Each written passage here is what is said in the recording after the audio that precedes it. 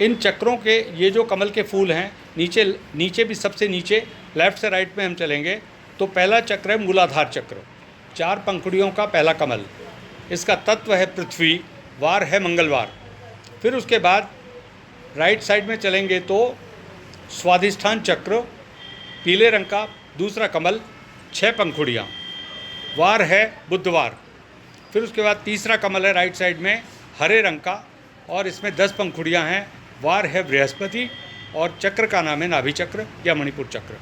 फिर उसके बाद लाल रंग का एक कमल और है अनहद चक्र और 12 पंखुड़ियाँ, वार है शुक्रवार। फिर उसके बाद राइट साइड में नीले रंग का एक कमल और है, चक्र का नाम है विशुद्धि और इसमें 16 पंखुड़ियाँ हैं, गले में आता है ये, और वार है शनिवार। फिर उसके बाद वाइट कलर का एक चक्र है आज्ञा चक्र, इस पर 2 पंखुड़ियाँ हैं, वार है रविवार। और फिर उसके बाद सबसे राइट साइड में एक इंद्रधनुषी कलर का 7 रंग का जो बड़ा कमल है, ये है सहस्त्रार चक्र, वार है सोमवार और इस चक्र का नाम है सहस्त्रार चक्र। श्री माता जी ने हमारे सिर के ऊपर जो लाल रंग का जो बड़ा कमल दिया हुआ है, 7वां चक्र, ये चक्र मानव जाति का उन्होंने इस पूरे ब्रह्मांड का 7वां चक्र खोल दिया 5 मई 1970 को गुजरात के नारगोल में। अब कोई भी व्यक्ति जीते जी स्वर्ग में जा भी सकता है और स्वर्ग से नीचे भी उतर सकता है, ऐसा संभव हो गया। ठीक है साहब, आपके 2 नेत्र खुले हुए हैं। तीसरे नेत्र को संस्कृत में क्या कहते हैं? आत्मचक्षु अथवा अंतरचक्षु अथवा ज्ञान चक्षु अथवा दिव्य चक्षु, दिव्य चक्षु अथवा शिवलोचन या शिव का नेत्र। ठीक है, ये पाठ्यपुस्तकों में कहीं नहीं पढ़ाया जा रहा। ये हमारे देश की योग विद्या थी जो श्री माता जी ने वापस कर दी है, लौटा दी है। ये पाठ्यक्रम में योग विद्या, योग विज्ञान का पूरा चैप्टर बहुत आने वाले टाइम में सारे स्कूलों में आएगा। अभी तैयारी चल रही, महाराष्ट्र में तो आ गया, अभी बाकी राज्यों में भी धीरे धीरे आ जाएगा। अब हम चेक करेंगे कि इसमें कौन कौन सी दिव्य शक्तियाँ हैं और क्या ये शक्ति हमको महसूस हो सकती है और ये शक्ति जागने के बाद हमारे कौन कौन से बिगड़े हुए काम बन जाएगी। कुछ मनोकामनाएं तो हमारी सिद्ध हो जाती हैं। हमने बोला कि हम फर्स्ट आ जाएं क्लास में, तो सारे विद्यार्थी तो फर्स्ट नहीं आते, कुछ सेकंड आएंगे, कुछ थर्ड आएंगे। किसी के अंग्रेजी में अच्छे अंक आएंगे, किसी के विज्ञान में, किसी के गणित में, और एक एक 2-2 अंक से आगे पीछे हो जाते हैं। ऐसा ही होता है। कुछ बच्चे तैयारी करने के बावजूद, अथक परिश्रम करने के बावजूद पास नहीं हो पाते, कंपार्टमेंट आ जाती है, उनको बहुत ज़्यादा टेंशन होती है, बहुत ज़्यादा चिंता, बहुत ज़्यादा मानसिक वेदना भी होती है। ऐसा होता है ना, जिस विषय में अच्छे अंक नहीं आते तो मनुष्य बहुत डिप्रेशन में आ जाता है, और अगर हम फेल हो जाते हैं तब तो चिंता और डिप्रेशन की कोई सीमा नहीं। मैं सहमत हूँ, आप सहमत हैं मेरे से? अब देखिए माता क्या क्या करेगी। आपको विद्या, बुद्धि और ज्ञान तीनों देगी। आपकी जितनी बौद्धिक क्षमता है इस समय, उसका विस्तार हो जाएगा। आपकी स्मरण शक्ति प्रबल हो जाएगी। आप जो पाठ्यक्रम में पढ़ रहे हैं और भूल जाते हैं, भूल क्यों जाते हैं? क्योंकि दिमाग में चिंताओं की ज्वालामुखी अंदर रहते हैं। सदैव मन में एक अनेक चिंता लगी ही रहती है। कोई चीज़ मिल गई, 2 मिनट के लिए खुश हुए, उसके बाद एक नई चिंता खड़ी हो जाती है। घर परिवार की दिक्कतें हैं, विद्यालय की दिक्कतें हैं, बहुत सारी चीज़ें। तो ये शक्ति जो बैठी है आपके भीतर, बैठी है रीढ़ की हड्डी के नीचे। माता से बोलोगे, ये उसको जागृत कर देगी, फोटो उस शक्ति को जागृत कर देगी। ऐसा एक अनोखा चमत्कार इस संसार में हो गया, और बालकों पर और कन्याओं पर विशेष रूप से, क्योंकि इस समय सब तरफ दारू के ठेके खुले हुए हैं। आप देखिएगा कैसे कैसे वेयर हाउस खुले हुए हैं और सब लोग शराब पी रहे हैं।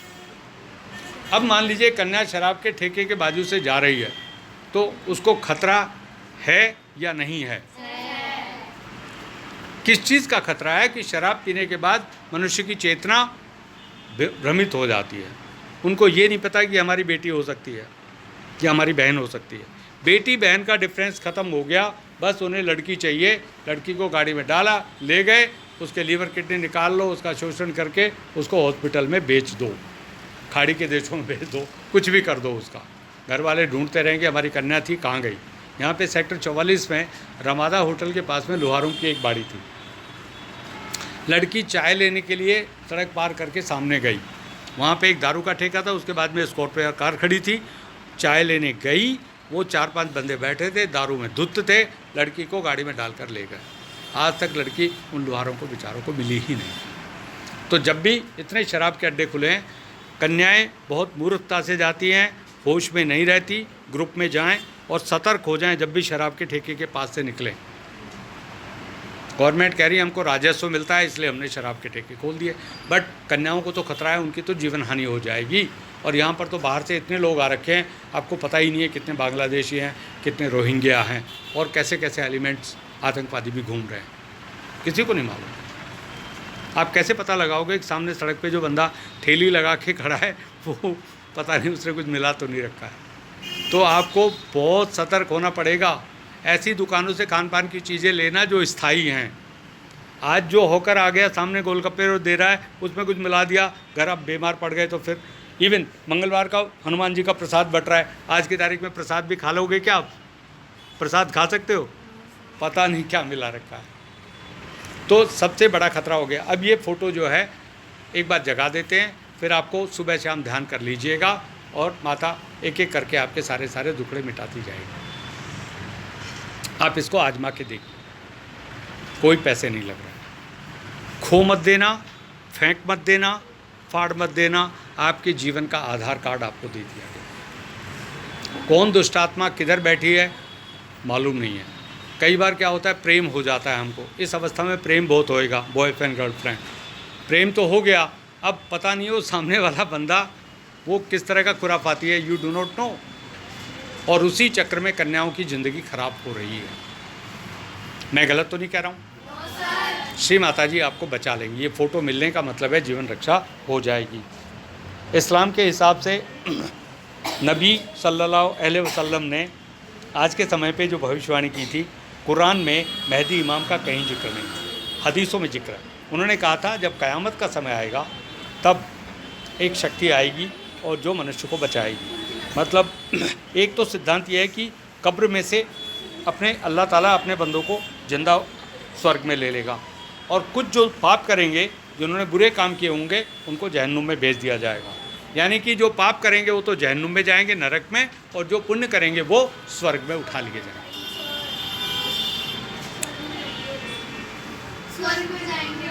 स्वर्ग में जाना है। अब दोनों हाथ खोलिए, फ़ोटो को संभाल के रख लीजिए, दोनों हाथ खोल के फ़ोटो को देखिए। फ़ोटो को आप सही ढंग से हैंडल नहीं कर रहे हो, क्योंकि आपको पता नहीं है इसमें क्या है। जब आपको इसमें हनुमान जी, गणेश जी, दुर्गा दिखाई दे जाएगी तब आप इसको संभाल के रखेंगे। अब दोनों हाथ खोल करके माता की बिंदी की तरफ देखिए, श्री माता जी की बिंदी की तरफ देखिए। ये वाली फ़ोटो अभी रख लीजिए और ध्यान लगाइए। अभी अभी रख लो, इस पर ध्यान लगा दीजिए। बड़ी फ़ोटो है ना, सबका एक ही तरफ ध्यान जाएगा। वो हमने दे दिए, बैग में संभाल के इसको लैमिनेट करा लेना, या आई कार्ड वाला जो एक कवर आता है ना उसमें संभाल के रख लेना। संभाल के रख। इस्लाम पे मैं बातचीत करूँगा आपसे, क्योंकि इनको समझ में नहीं आएगा। Okay, so point is that